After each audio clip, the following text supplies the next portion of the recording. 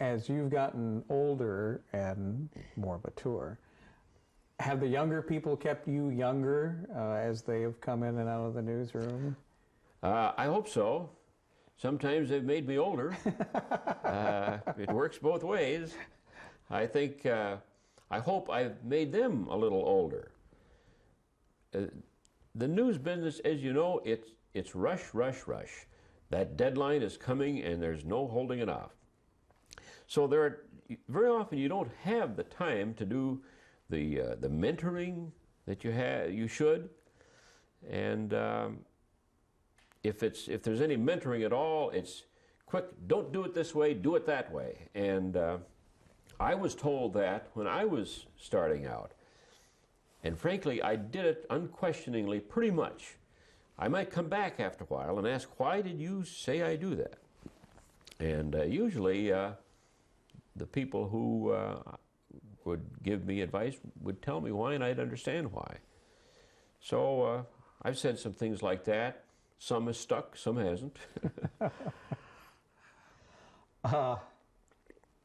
The line between showbiz and news biz over the years has gotten a little blurred. Looking back with your credentials of 34 years at Channel 2 and even longer than that, including your other experience, what would your message be after seeing the change? The line has gotten blurred, and I don't think it's a good thing at all. I think it's very unfortunate. I think the commercial end and the news end should stay entirely as separate as is possible. If we, as news people, start appearing as spokesmen for commercial ventures where we are told what we have to say, the implication is there we can be told what we're saying about the news. And the only way news is going to be credible is that if people can believe that that person is saying his own convictions. They may be right, they may be wrong, they may match the viewer's prejudices, or they may contradict them. But it's that person's best judgment as to what the facts of the matter are. And it's just unvarnished. It's not what somebody else is suggesting or paying him to say. And that's an important trust that we have with the people, the viewers. I think it is. I think they rely on us to use our best judgment and have the courage to say that. People do understand that, and they do appreciate that. I have gotten a pile of letters and cards, literally that high, I think, from people, many of whom I have never met, who have said that they appreciate, some will say, in different ways. Some will say they appreciate at least my effort to be objective and steady and reliable. I tell you that there is no higher praise than that, and I really appreciate it. I think every news person should be able to tell himself or herself, this is my work, and I'm doing the best I can with it, and it's my best judgment as to what the truth really is. And many people have taken the trouble to say they believe that I have at least made that effort. Well, that is a nice tribute. Mm-hmm. I know you've been asked this question before, but for this audience who may have not heard the answer before, what would you like to be remembered for with your stint at Channel 2? I would like to be remembered as being steady and reliable, one who worked to do the best he could. Nobody in this business or any business has avoided mistakes. There are some things I would like to go back and do over again. Some things I was wrong about.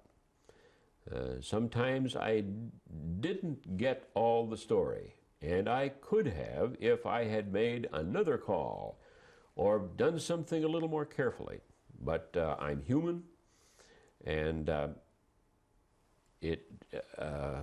I did the best I could, I think, under the circumstances. I hope and I believe I was responsible.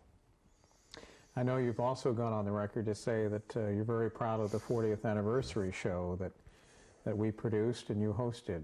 Yes. I think I certainly had more fun doing that program than any other one I can remember. It brought back a whole bunch of memories, and the reaction of the public has just been wonderful. I imagine this has been the same thing Yes. that you've experienced, but certainly no program in all the years has had such a warm reaction among people out there. And I'll tell you, nobody enjoyed it more than I did. And it was a reminder of how much television history that you've actually lived through, Yep. because most of that you actually experienced firsthand. Yep. But it was hard to do because there was so little tape and film and pictures left from those early days. That's right, from the early days. I really feel sorry for the historian of the next 40 years, because he is not going to have a shortage. He's going to have more material than he can possibly handle. That's right. It's funny how that's changed from almost nothing recorded then, and now today everything is recorded. Yep. Well, now that you have written for the last deadline, at least in the news biz, what does Dave Shay like to do at home now that you have all this free time? It hasn't been much free time yet. And so I don't know how this is really going to shake down. I have, that many letters that I am trying to reply to. The cards with a little note in, I may or may not reply to. But some people have written me 2- and 3-page letters. And I read them all, and I'm going to reply to those, and that'll take a while. And we've had a family reunion and a wedding. We're going to do some traveling. I don't know how the day-to-day routine will work down. I do intend to be active in the community. We're going to live in Cedar Rapids. But I have been advised by retiree friends not to take on too many commitments too soon.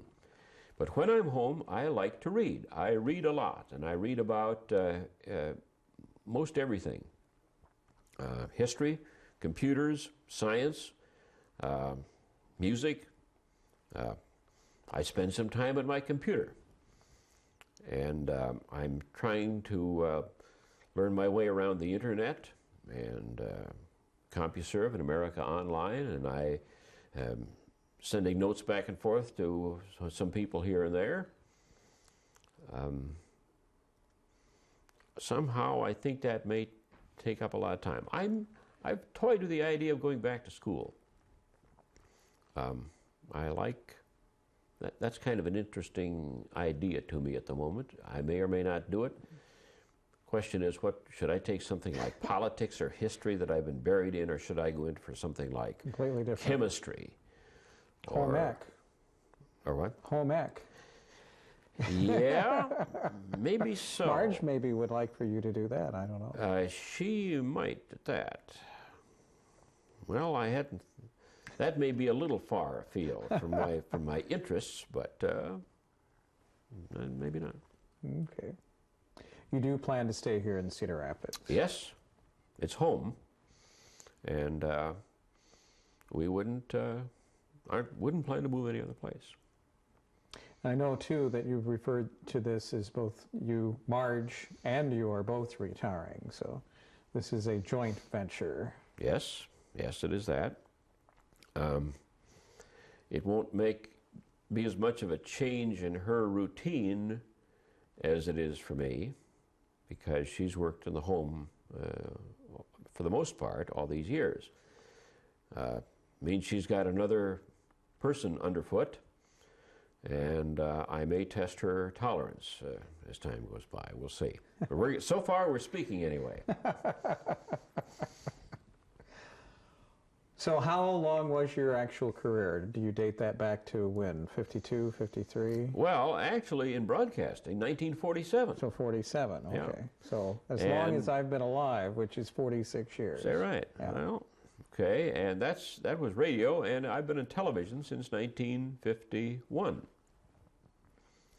So that's, what, a few years? Yeah. close to a half a century. Yeah, Yeah. that's right. Did you make the right decision? Did you make the right career choice?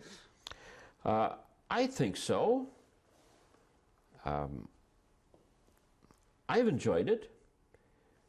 I never got bored with it, and that sometimes happens. We've seen it happen in our business. It's nothing the business, just happened that my temperament goes well with this business. I would have gotten bored or overwhelmed by a lot of careers, but this one, for whatever the reason, seemed to fit well with my personality. We've seen, we worked with people who, take interns to start with. Many of them come in and work a month or 3 months and decide, boy, this is not for them. This is not for them at all. Others have worked at the station and have been frazzled by constant deadline pressure and by the inability to go back and polish up something once it's done. Boy, once those words are out over the air, there is no bringing them back to change them in any way. Well, that hasn't bothered me. I have messed up a time or two, but I can go home and sleep at night without having it be too bothersome. We don't have, the one good side of broadcasting is that, at least in doing the news, is that we start all over the next day.